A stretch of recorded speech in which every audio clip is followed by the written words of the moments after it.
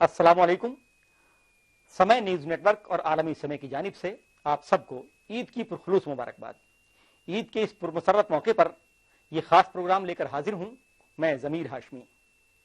या इलाही सदक़े रमज़ान में पहुंचे राहतें हर परेशान तक, हर एक मजलूम, हर बीमार तक। ईद की खुशियां उन्हें भी दे मेरे रब्बे करीम, जो सुकून से कर न पाए सहरियो इफ्तार तक। नाजरीन, इस प्रोग्राम में ईद के उस पैगाम को समझने की कोशिश करेंगे जो इस्लाम ने इस त्यौहार के जरिए मुसलमानों को दिया है। साथ ही सेहत से मुताल्लिक उन परेशानियों पर भी तिब्बी सलाह लेंगे जो ईद के दिन खाने पीने की बदएहतियाती की वजह से कुछ लोगों के सामने आती हैं। इन दोनों मौज़ूआत पर गुफ्तगू के लिए आज हमारे साथ हैं दो खास मेहमान। दिल्ली के बटला हाउस इलाके की मशहूर मस्जिद खलीलुल्लाह के इमाम मौलाना मोहम्मद याकूब साहब और हुकूमत हिंद के महकमा आयुष से वाबस्ता सीनियर यूनानी मुआलिज डॉक्टर सैयद अहमद खान साहब। हम अपने दोनों मेहमानों को पहले ईद की मुबारकबाद देते हैं और उनका खैर मकदम करते हैं। मौलाना और डॉक्टर साहब, आपका खैर मकदम है और आपको ईद की बहुत बहुत मुबारकबाद। शुक्रिया। तो आइए शुरू करते हैं पैगाम ईद।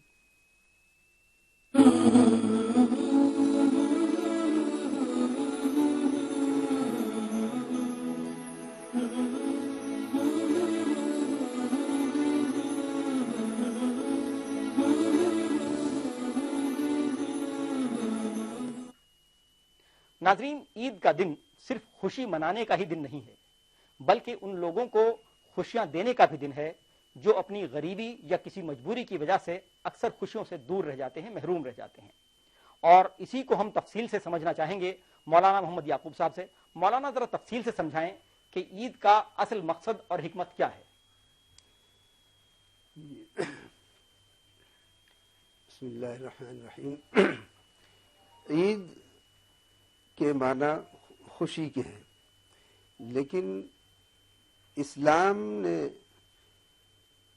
अपनी हर इबादत को और हर हक़ुल्लाह को हुकूकुल इबाद से जोड़ा है। ये ख़ास इस्लाम का तरीक़ा है। कोई भी इबादत हो, उस हर इबादत को जो अल्लाह के लिए की जाती है, खुदावंद ताला ने उसे अपनी मखलूक की निगरानी, मखलूक की निगहदाश्त और मखलूक की देखभाल के साथ ज़रूर जोड़ा है। चाहे वो नमाज हो, रोज़ा हो, हज हो, ज़कात हो। तो ईद के सिलसिले में, ईद के माना खुशी के हैं, तो इस खुशी में भी इस्लाम ने तमाम लोगों को जोड़ा है। वो चाहे वो अमीर हो, गरीब हो, कमज़ोर हो, नादार हो, मालदार हो, जो भी हो, ईद की खुशी में सबको शरीक किया है। और सबसे बड़ी बात जो अपनी तरफ से इस्लाम ने और खुदावंद ताला की तरफ से लाजिम की गई है उस खुशी के लिए कि ईद का दिन इफ्तार का दिन रखा गया। यानी एक महीने तक हमें हुक्म दिया गया कि हम रोज़ा रखें, और यानी सारे पूरे महीने, रमज़ान मुबारक के पूरे महीने में अगर कोई शख्स रोज़ा नहीं रखेगा तो वो सख्त गुनाहगार होगा। इसी तरह से ईद का दिन जब आता है तो उस दिन वो एक खुदावंद ताला की तरफ से मेहमानी का दिन है, और उस दिन अगर कोई रोज़ा रखेगा तो गुनाहगार होगा। गोया के जितने भी लोग हैं वो ईद की खुशी में अल्लाह ने उनको शरीक किया है कि वो इफ्तार का दिन है, यानी खाने पीने का दिन है, खुदावंद ताला की तरफ से मेहमानी का दिन है। ईद के दिन रोज़ा रखना हराम करार दिया गया है कि आज के दिन पूरे महीने जिन लोगों ने खुदावंद ताला की इताअत व फरमाबरदारी की है, आज का दिन उनके लिए मेहमानी का है। आज उनके लिए रोज़ा नहीं है, बल्कि आज वो खाएं पिएं और खुशी के साथ अपना दिन गुजारें। लेकिन जाहिर है कि हर शख्स जो है वो इसका अहल नहीं हो पाता कि वो अपनी खुशियों को खुद तैयार कर सके और खुद खुशियों को अपने लिए ला सके। इसलिए इस्लाम ने ईद से पहले ही, रमज़ान के महीने में ही कुछ चीज़ों को ऐसा लाजिम करार दिया है कि जिससे दूसरे गरीब, नादार, यतीम, मिस्कीन, वो सब उसके अंदर शरीक हो जाएं। दो निज़ाम रखे, एक निज़ाम ज़कात का और एक निज़ाम सदक़ा फ़ित्र का। सदक़ा फ़ित्र का निज़ाम जो है वो खुसूसी तौर पर ईद के सिलसिले में ही है।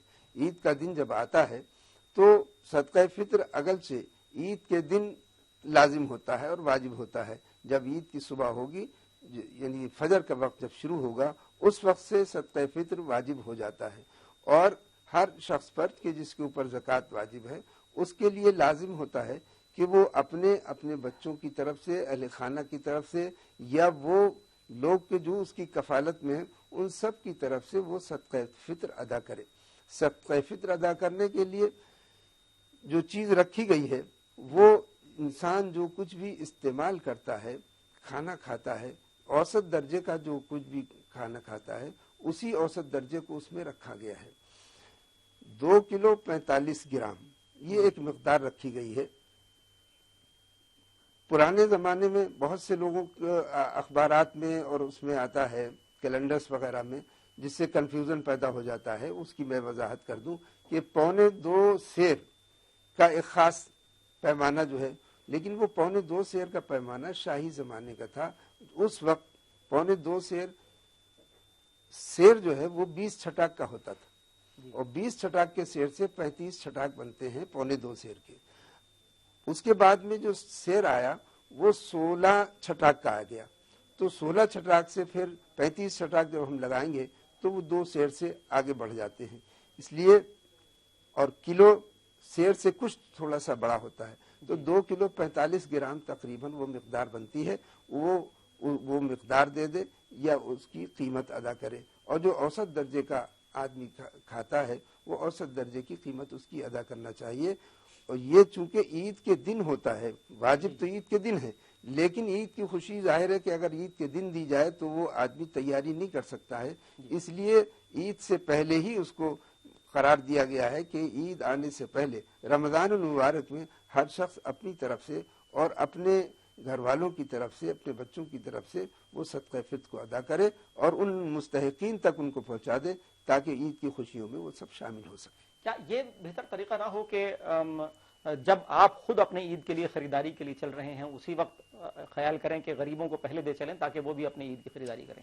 جی صرف پیسہ ہی دینا مقصود نہیں ہے، جی بلکہ اس کے لیے یہ بھی ممکن ہے کہ بہت سے رشتہ دار ایسے ہوتے ہیں کہ جو مستحق ہیں اور آپ کے جو قریبی رشتہ دار ہیں وہ مستحق ہوتے ہیں، بھائی ہیں، بہن ہیں، چچا ہیں اور دوسرے رشتہ دار ہیں، لیکن وہ غیرت مند ہوتے ہیں.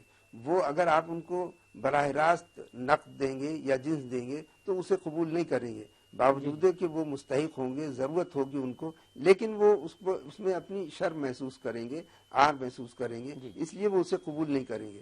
تو اسلام نے اس کا طریقہ بتایا ہے، بہترین طریقہ بتایا ہے کہ آپ ان کی ضروریات کو چاہے خود ان کو لا کر دے دیں یا ان کو اپنے بچوں کے ساتھ، ان کے بچوں کو اپنے بچوں کے ساتھ لے جائیے اور تحفے کی شکل میں تحفے کی شکل میں آپ ان کو دے دیجئے، ان کو خریداری کروا دیجئے. نیت اپنی آپ اپنے پاس رکھیے کہ آپ کس مد میں اس کی ادائیگی کر رہے ہیں. جو نیت کریں گے اسی نیت کے اعتبار سے آپ کا وہ بالکل ناظرین ثواب قائم ہو جائے گا. جی جیسا کہ ہم نے شروع میں ہی فرمایا کہ عید کا دن خوشی منانے ہی کا دن نہیں ہے، خوشی منوانے کا بھی دن ہے.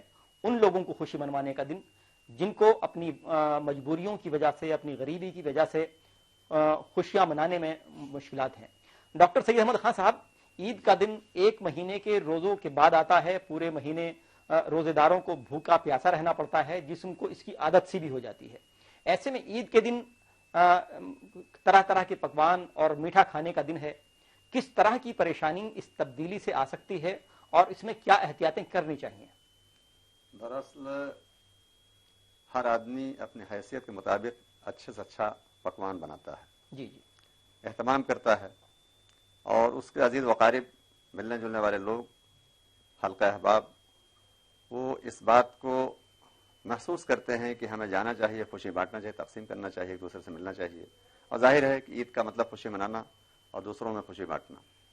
تو اس سلسلے میں آدمی جہاں بہت سی باتیں ہیں وہاں کھانے پینے کا سب سے اچھا اہتمام کرتا ہے. تو یہاں اعتدال کا راستہ اختیار کرنا چاہیے، اور جو ہمارے میزبان اور مہمان ہیں ان دونوں کو ایک دوسرے کے جذبات کا خیال رکھنا چاہیے. اصل میں ہوتا یہ ہے کہ جب آدمی یہ سوچتا ہے کہ بہت سارے قسم کے پکوان رکھے ہوئے ہیں تو سب کھانے کے نہیں ہیں، اس میں دیکھنا ہے کہ مجھے جو ہے کتنا کھانا چاہیے اور یعنی اس طرح میزبان پر بھی یہ بات عائد ہوتی ہے کہ وہ ضد نہ کرے، یعنی زور فورس نہ کرے کہ آپ یہ زبردستی کھائیے. تو اس میں بہرحال خیال رکھا جانا چاہیے کہ بہت ہی اعتدال پر وہ کھانا پینا رکھے. چاہے یہ جو رمضان شریف کے مہینے میں ہم نے روزہ رکھا اور ہمارا یعنی جو بدنی نظام تھا اس کو ہم نے ایک تربیت کے طور پر بھی ٹھیک رکھنے کی کوشش کیا ہے، تو اس کا مظاہرہ بھی ہونا چاہیے کہ تربیت ہماری جو ہوئی اس کا ظہور کیسے ہو رہا ہے. وہ ہمارے اندر جو ہے جو صبر کا معاملہ ہے، صبر اسی کا نام ہے دراصل، ویٹ اینڈ واچ. کہ آدمی جو ہے اس چیز کو محسوس کرے کہ میرے لیے کیا چیز کتنا فائدہ مند ہے اور مجھے کتنا کھانا چاہیے. اب ہوتا یہ ہے کہ لوگ جیسے کہ یلغار کسی چیز کو ہوتی ہے اس طرح سے ایسی حرکتوں سے بچنا چاہیے. تو اس میں یہ ہے کہ بہت محتاط انداز میں آدمی کھانے پینے کا خیال رکھے، اور یہ جو زیادہ چکنائی اور چربی والی چیزیں ہیں اس سے گریز کرنا چاہیے. اور یعنی میٹھا کھانا سنت ہے، تو میٹھے میں جو ہے یعنی تلی ہوئی چیزیں جو ہیں اسے کم سے کم رکھا جائے. بلکہ یہ ہے کہ موسم کے پھل وغیرہ ہوں یا رومالی سوئیاں ہیں جس میں چکنائی کم ہوتی ہے، اس میں جو اپنی حیثیت کے مطابق یعنی بادام ہے، چلغوزہ ہے، چھوہارے ہیں، وہ دیگر تمام سارے. یعنی تلی ہوئی سوئیوں سے، تلی ہوئی پھینیوں سے بہتر ہے کہ سوئیاں کو استعمال ہو. جی وہ زیادہ بہتر ہے. تاکہ یہ رہے کہ آدمی کا جو عمل استحالہ ہے یعنی میٹابولک سسٹم جو 1 مہینے تک درست ہوا ہے تو اچانک ڈسٹرب نہ ہونے پائے، خراب نہ ہو پائے، بے ترتیب نہ ہونے پائے، اس سے بچنے کی کوشش کی جائے. بالکل ڈاکٹر صاحب فرما رہے ہیں کہ روزے نے جو تربیت دیا آپ کو، جو صبر کا پیغام دیا، وہ عید کے دن اس کی آزمائش ہے. اگر جو کھانا آپ کو بہت اچھا لگ رہا ہے، مہمان جو میزبان ہے آپ کا جس نے آپ کو اپنے گھر بلایا عید، یا آپ خود گئے اس کے گھر مبارکباد دینے کے لیے اور وہاں کچھ اچھے پکوان سامنے آئے، تو جو چیز آپ کو بہت اچھی لگ رہی ہے ہو سکتا ہے کہ اسی کی زیادتی آپ کو پریشانی میں ڈال دے.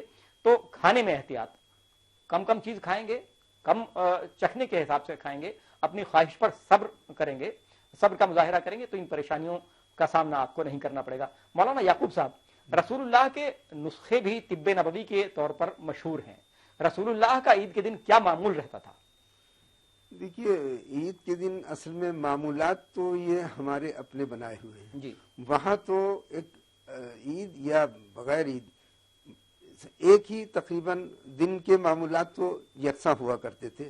اور سب سے بڑا معمول تو جو آج ابھی بات ہو رہی ہے کہ اعتدال استعمال کیا جائے اور اعتدال رکھا جائے، درمیانہ روی رکھی جائے کھانے میں بھی پینے میں بھی. تو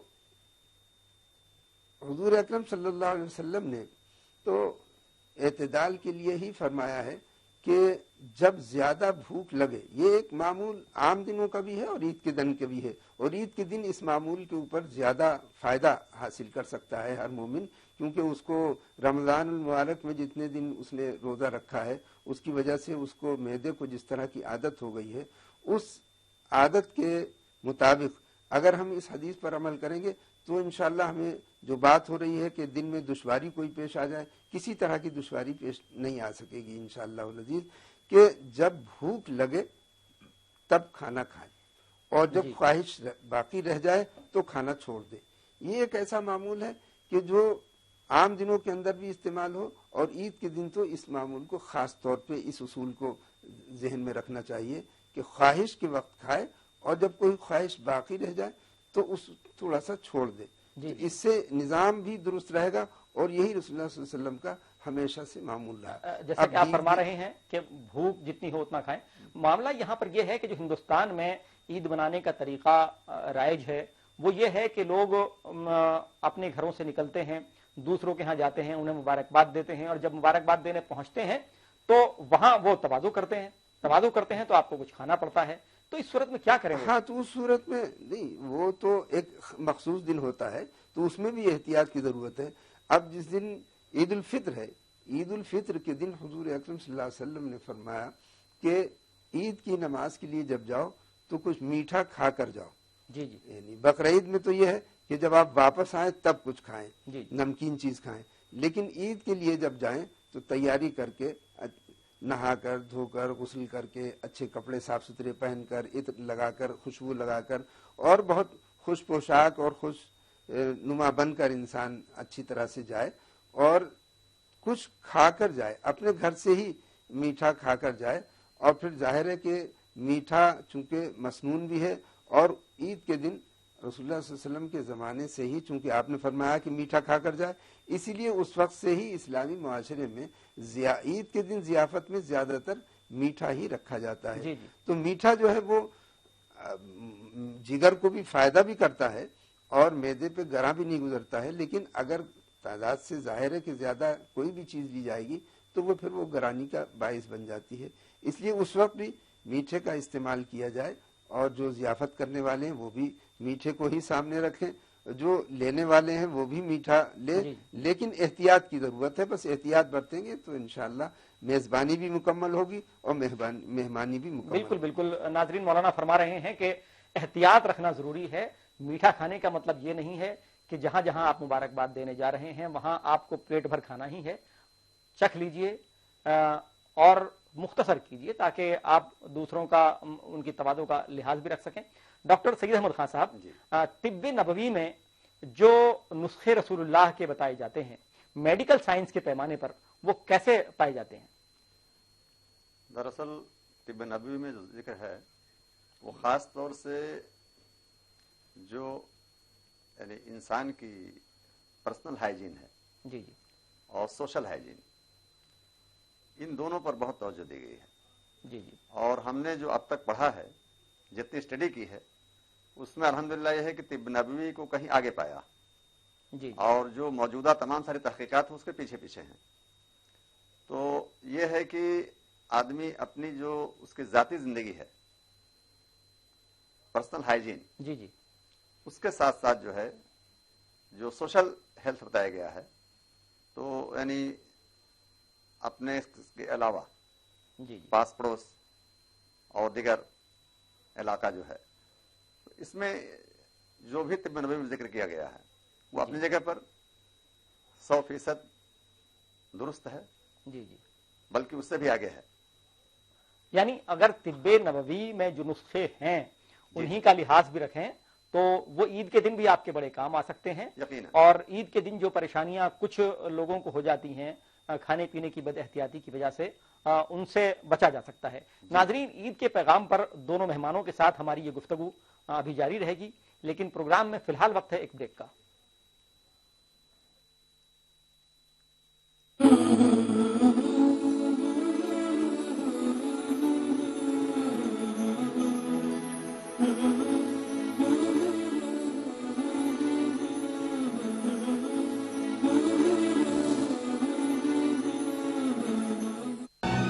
تھامس ایڈیسن نے کہا تھا، ایک اچھی سوچ کا مہتو اس کے استعمال میں ہے.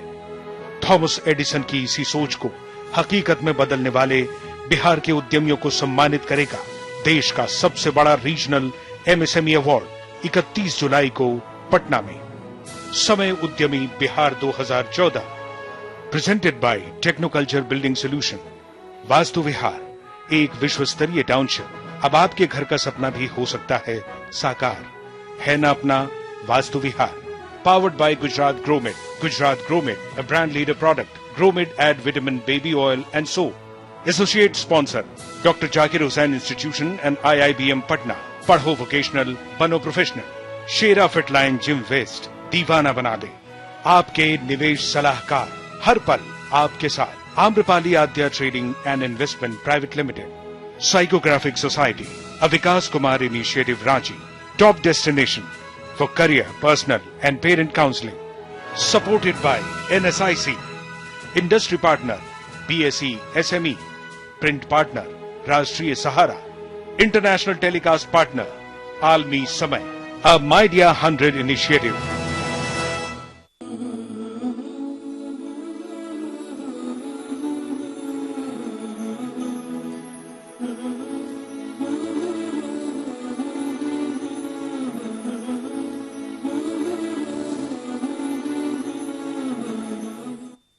بریک کے بعد آپ کا پھر خیر مقدم ہے. آپ دیکھ رہے ہیں ہماری خاص پیشکش پیغام عید.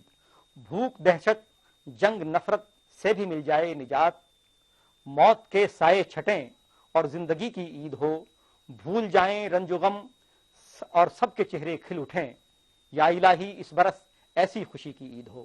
ناظرین، عید کے اس پیغام میں آج ہم بات کر رہے ہیں عید سے متعلق موضوعات پر، اور اس میں ہمارے ساتھ شریک گفتگو ہیں دو خاص مہمان، دلی کے بٹلہ ہاؤس علاقے کی مشہور مسجد خلیل اللہ کے امام مولانا محمد یعقوب صاحب، اور حکومت ہند کے محکمہ آیوش سے وابستہ سینئر یونانی معالج ڈاکٹر سید احمد خان صاحب۔ مولانا، رمضان نے ہماری 1 مہینے تک تربیت کی، اور عید کے بعد یہ تربیت کس طرح ہمارے کام آ سکتی ہے، کس طرح ہماری زندگی میں شامل رہنی چاہیے؟ جی، اچھا سوال آپ نے کیا۔ بات یہ ہے کہ یہ اب عید کے بعد، رمضان کے بعد، عید سے لے کے اور بعد تک پورا سال یہ ہمارے امتحان کا اور آزمائش کا ہے۔ کوئی بھی آدمی کوئی ٹریننگ کرتا ہے اور کوئی تربیت حاصل کرتا ہے، تو جب وہ میدان عمل میں آتا ہے تب پتہ چلتا ہے کہ اس نے اس تربیت کو کتنا اپنے اندر سمویا اور کتنا اس تربیت سے فائدہ اٹھایا، اس نے اس تربیت میں کتنی مہارت حاصل کری، کتنا اس نے اس کو سمجھا اور کتنا اس نے اس پر عمل کرنے کی کوشش کری۔ تو یہ ہمیں جو تربیت دی گئی ہے روزے کی، روزہ رکھا کر، دو چیزیں ہیں۔ ایک تو اپنی ذات کے لیے، روزے میں 2 تربیتیں ہوتی ہیں، ایک تو اپنی ذات کے لیے تربیت ہے اور ایک دوسروں کے لیے تربیت ہے۔ 2 تربیتیں اہم ہیں روزے میں۔ اپنی ذات کی تربیت تو یہ ہے کہ ہم نے روزہ رکھا، روزہ رکھنے کے بعد جیسا کہ حضور صلی اللہ علیہ وسلم نے ارشاد فرمایا کہ رب صائم لیس لہ الا الجوع، بہت سے روزے دار ایسے ہوں گے کہ جن کو سوائے بھوک کے اور کچھ بھی حاصل نہیں ہوگا۔ کیونکہ انہوں نے صرف کھانے پینے سے تو وہ رک گئے، لیکن جھوٹ سے نہیں رکے، غیبت سے نہیں رکے، برائیوں سے نہیں رکے، خرابیوں سے نہیں رکے۔ تو ظاہر ہے کہ ان لوگوں کو جب رمضان کا روزہ رکھنے کے بعد ہی روزے کا کوئی حاصل اور ثواب نہیں ملا، تو ایسے لوگوں کو رمضان کے بعد تربیت کا ان کے اوپر کیا اثر ہوگا؟ ان کے اوپر اس تربیت کا بھی کوئی اثر نہیں ہوگا۔ اب یہ تو میدان عمل میں جب پورا سال ہمارے سامنے آئے گا، اس سے پتہ چل جائے گا کہ کس نے روزے کی تربیت کو حاصل کیا اور کس نے روزے سے سبق حاصل کیا، کس نے روزے سے عبرت حاصل کی، کس نے روزے کو اللہ کی رضا کے لیے اور اپنی اصلاح کے لیے رکھا۔ تو ایک تو یہ اپنی ذات کے لیے، دوسری چیز ہے دوسروں کے لیے۔ دوسروں کے لیے ہے کہ روزہ رکھا کر یہ احساس دلایا جاتا ہے کہ بالخصوص آج کل کے روزے ہیں، ان میں تو خاص طور پر احساس ہو جاتا ہے 15 ساڑھے 15 گھنٹے میں کہ بھوک کیا چیز ہوتی ہے، پیاس کیا چیز ہوتی ہے، اور جس طرح سے ہمارے پاس ہوتے ہوئے ہم کو حلال چیزوں سے روکا گیا تاکہ ہم سارے سال حرام چیزوں سے رکتے رہیں، اپنے آپ کو روک کے رکھیں۔ اور جو بھوک اور پیاس کی شدت ہم محسوس کر رہے ہیں، کتنے اللہ کے بندے ہیں کہ جو بھوک اور پیاس سے سارے سال تڑپتے رہتے ہیں۔ تو یہ تربیت ہم کو دی جا رہی ہے کہ ہم خود ایک تو حرام روزی سے رکیں، حرام چیزوں سے رکیں، حرام باتوں سے رکیں، خرابیوں سے رکیں، اور دوسرے جو احساس ہم نے کیا ہے بھوک اور پیاس کا، اس احساس کو ہم دوسروں تک پہنچائیں احساس کر کے، اور ان کی خوراک کا انتظام کریں، ان کی دیکھ بھال کا انتظام کریں، جیسا کہ، اور اسی لیے پھر آخر میں صدقہ فطر رکھا گیا ہے۔ جو صدقہ فطر جو رکھا گیا ہے، دیکھیے اس میں حدیث پاک ہے جس میں جو سبب بیان کیا ہے وہ بڑا نہایت اہم ہے۔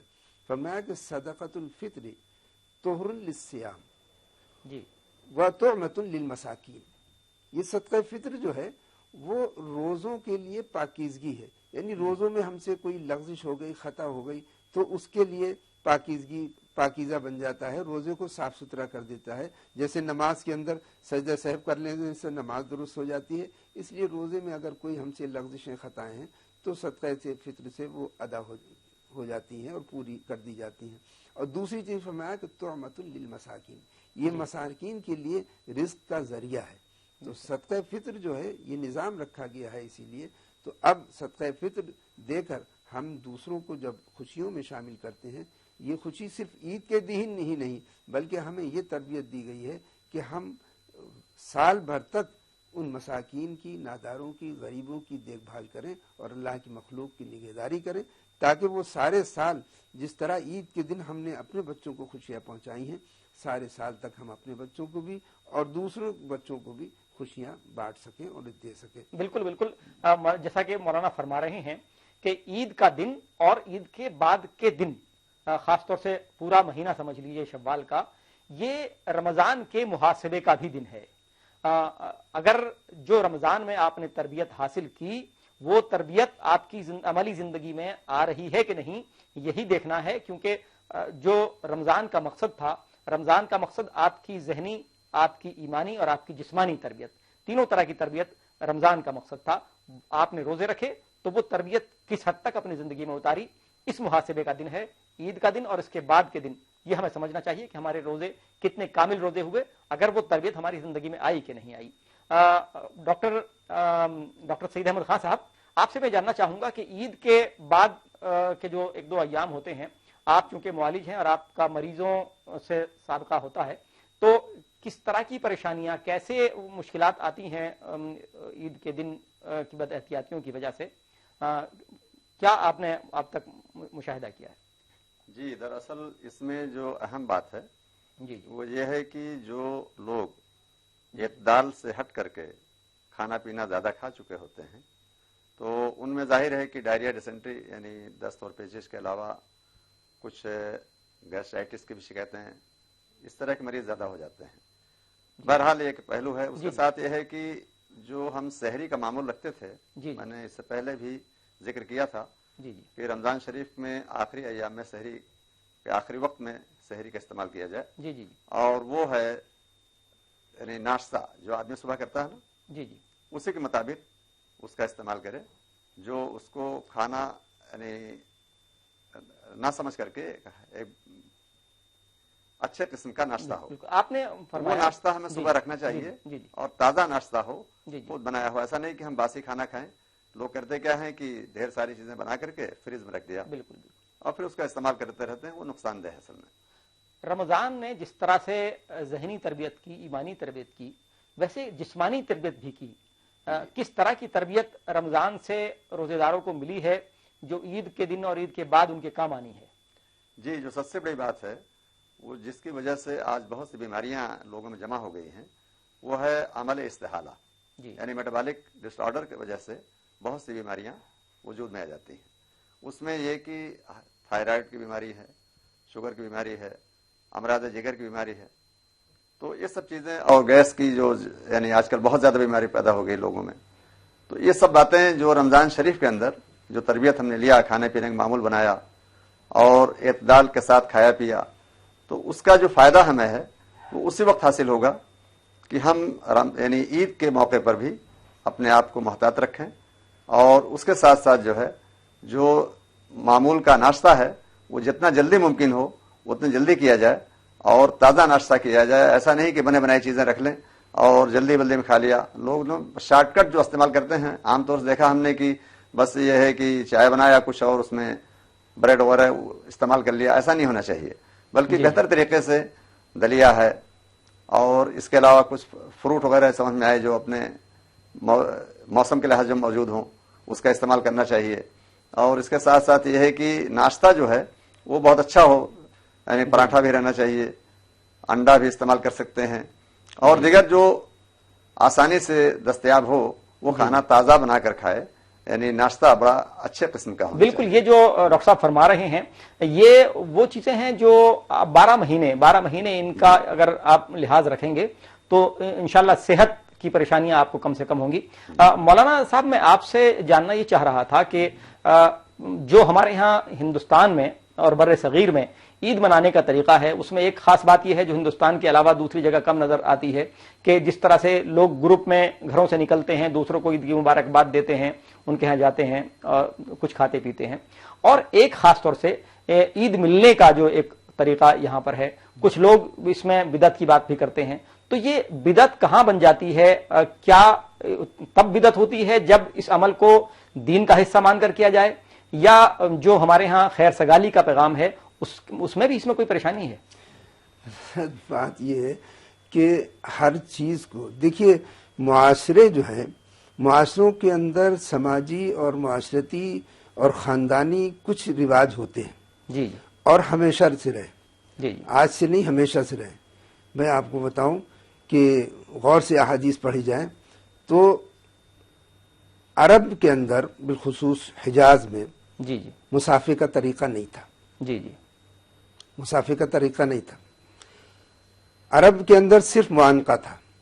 جی جب کوئی خوشی کا وقت ہوتا تھا، کوئی باہر سے سفر سے آتا تھا تو گلے ملیا کرتے تھے. جی اور احادیث میں ہے کہ حضور اکرم صلی اللہ علیہ وسلم جب کوئی صحابی باہر سے آتا تھا اور تو آپ وہ معانقہ کرتا تھا، وہ معانقہ کرتے تھے. یمن سے جب لوگ آئے جی تو حدیث پاک میں ہے کہ یمن سے جب لوگ آئے تو ان لوگوں نے مسافہ کیا. یعنی مسافے کا رواج جو تھا وہ یمن میں تھا. جی جی لیکن جب وہاں آئے اور مسافہ کیا تو آپ کو وہ محسوس ہوا کہ یہ اور بھی بہتر ہے. ہر وقت معانقہ کرنے کے بجائے اگر مسافے پر اکتفا کر لیا جائے تو یہ بھی ایک بڑی چیز ہے. تو آپ نے مسافے کو رواج دیا اور مسافے کے متعلق حضور اکرم صلی اللہ علیہ وسلم نے بیان بھی فرمایا کہ جب دو مومن آپس میں مسافہ کرتے ہیں تو ہاتھ جدا ہونے سے پہلے ان کے گناہ جھڑ جاتے ہیں. جی تو یہ معاشرتی چیزیں تھیں جو بہتر، اگر کوئی معاشرے میں کوئی چیز ہے تو وہ ہمیشہ اس کو ایکسپٹ کیا گیا ہے اسلام نے. کوئی کسی بھی کلچر میں اگر کوئی چیز ہے اور وہ بہتر ہے، جی بالکل اصل چیز جو ہے وہ ہے اسلام کے کسی بھی اصول سے ٹکرانا. جی جی اگر اسلام کے حلال و حرام کے نظام سے کوئی چیز ٹکراتی ہے کسی معاشرتی نظام کی تو اس کو تو رد کیا جائے گا. جی جی لیکن اس کے علاوہ اگر کوئی چیز ہوتی ہے تو اس کو پھر رد نہیں کیا جائے گا. اس کو معاشرتی اور سماجی رواج جو ہے وہ ایسی چیزیں ہیں کہ مثلا کپڑے کے لے لیجئے. بالکل بالکل عرب کے اندر رواج ہے تہبند پہننے کا، جی جی اور وہ تہبند لمبا کرتا اور وہ تہبند پہنا کرتے تھے. عرب حضور اکرم صلی اللہ علیہ وسلم نے پاجامے کا استعمال نہیں کیا. جی جی بلکہ جب باہر سے لوگ آئے، صحابہ کرام رضوان اللہ علیہم اجمعین بھی نہیں جانتے تھے، لیکن جب وہ حجاز سے اور باہر نکل کر گئے تو انہوں نے کچھ لوگوں کو دیکھا کہ وہ پاجامہ استعمال کرتے ہیں، تو وہاں سے وہ کٹنگ کرا کے وہ پاجامہ لے کر آئے اور رسول اللہ صلی اللہ علیہ وسلم کے سامنے پیش کیا. تو آپ نے اسے پسند فرمایا اور فرمایا کہ اس میں زیادہ سطر ہے اور اس کا استعمال کیا کرو. خود حضور اکرم صلی اللہ علیہ وسلم نے استعمال نہیں کیا، وہ ایک علیحدہ چیز ہے، لیکن آپ نے اسے پسند فرمایا. تو معلوم ہوا کہ کسی بھی کلچر میں کوئی چیز اگر ہے تو اور وہ اگر آتی ہے تو اس کو بدعت اور شرک اور ان چیزوں سے نہیں جوڑنا چاہیے کہ یہ چونکہ دوسرے کے کلچر کی ہے اس لیے شرک اور بدعت ہے. جی آپ نے فرمایا صحیح کہ جو خاص طور سے ہماری ثقافت کا حصہ ہیں اور جو اسلامی اصولوں سے کسی طرح ٹکراتے نہیں ہیں، ان میں کوئی اسلام کو کوئی پریشانی نہیں ہے. ناظرین، عید کے پیغام پر یہ تھی ہماری خاص پیشکش. یہ پروگرام اب یہیں پر ختم ہوتا ہے. ہم یہیں پر اپنے دونوں مہمانوں کا شکریہ ادا کریں گے. شکریہ مولانا محمد یعقوب صاحب اور ڈاکٹر سید احمد خان صاحب. ناظرین اب ہمیں اجازت دیجیے. خدا حافظ.